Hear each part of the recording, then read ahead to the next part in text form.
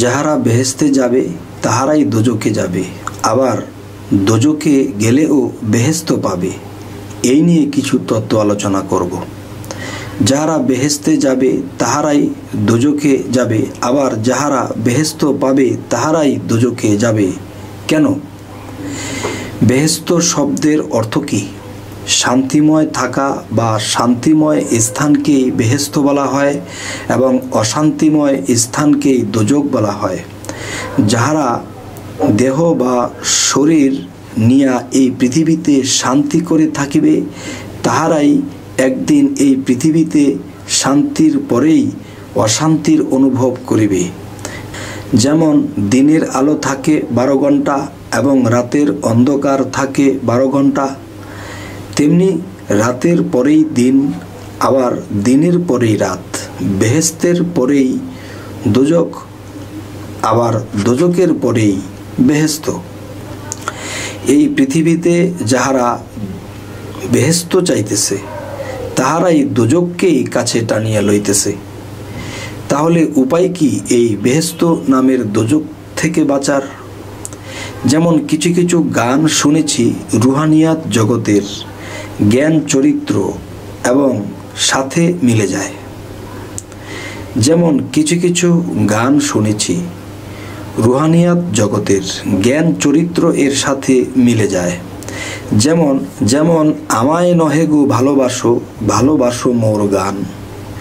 যেমন নামাজ রোজা হজ জাকাতের পরে দেখা যায় মুসল্লিগণ মোনাজাত করিতে থাকে আর বলে, হে আল্লাহ, নামাজ রোজা হজ জাকাত দিয়াছি, আল্লাহ তুমি আমাদেরকে বেহেশত নসিব করিও।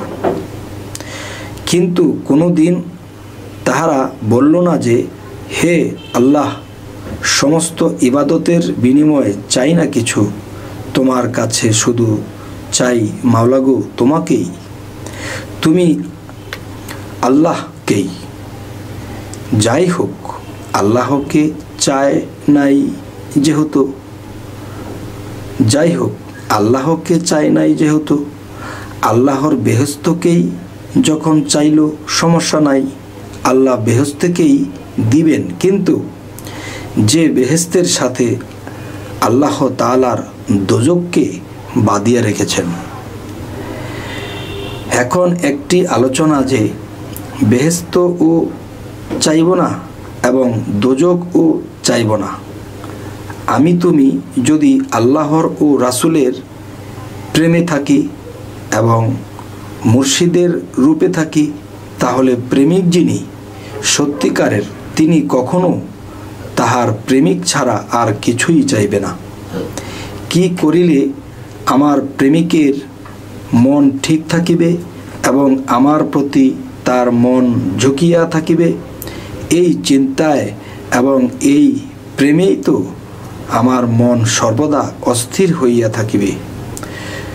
কখন ইবাদতের বিনিময়ে বেহেশত বা জান্নাত চাইব, আমি তুমি তো শুধু আল্লাহর রাসূলের প্রেমেই বিভোর হইয়া থাকিব।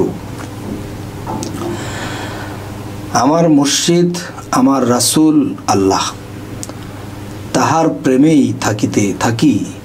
এর বিনিময়ে আমার মুর্শিদ আমার রাসূল আল্লাহ, তাহার প্রেমেই থাকিতে থাকি।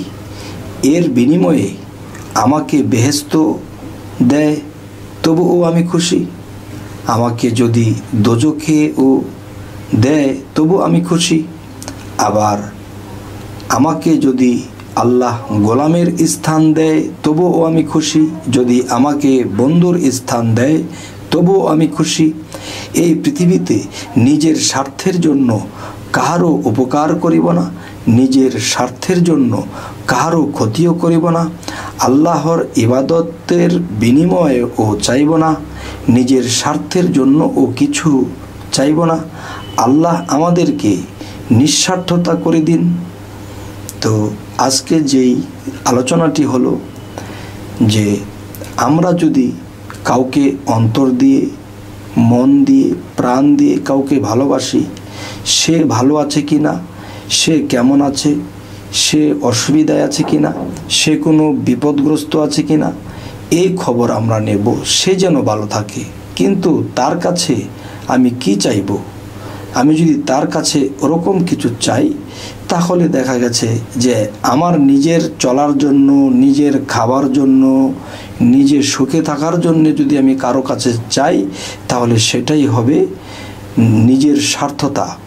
আর যদি তিনি এমন কিছু চায় যে তোমার পথে যেন আমি নিজে থাকি এবং তোমার পথে মানুষকে সাহায্য সহযোগিতা করতে পারি, এবং দেখা যায় যে ইসলামের জন্য, ধর্মের জন্য আমরা যেন মানুষদের জন্য সুপথের ব্যবস্থা করতে পারি, এই জন্য হয়তো কিছু একটা করা যায়। যাই হোক, আজকের যে আলোচনা, সেই আলোচনাগুলো স্পষ্ট করে বলা হলো, একমাত্র প্রেমিক ব্যক্তি আমার এই কথারগুলো মূল্যায়ন বুঝবেন।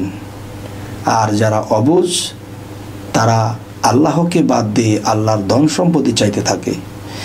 যাই হোক, আজকের পর থেকে আমরা এই আলোচনাটি শুনেছি, যেহেতু আজকের পর থেকে আমরা আল্লাহর কাছে নিঃস্বার্থভাবে আল্লাহকে ডাকবো, আল্লাহর সাথে আমরা মিশার চেষ্টা করব, চিরস্থায়ী হবার চেষ্টা করব।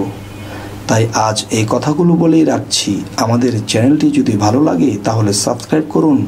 আমাদের বাকি ভিডিওগুলো আপনাদের সামনে উপস্থিত হবে ইনশাআল্লাহ। আল্লাহ হাফেজ।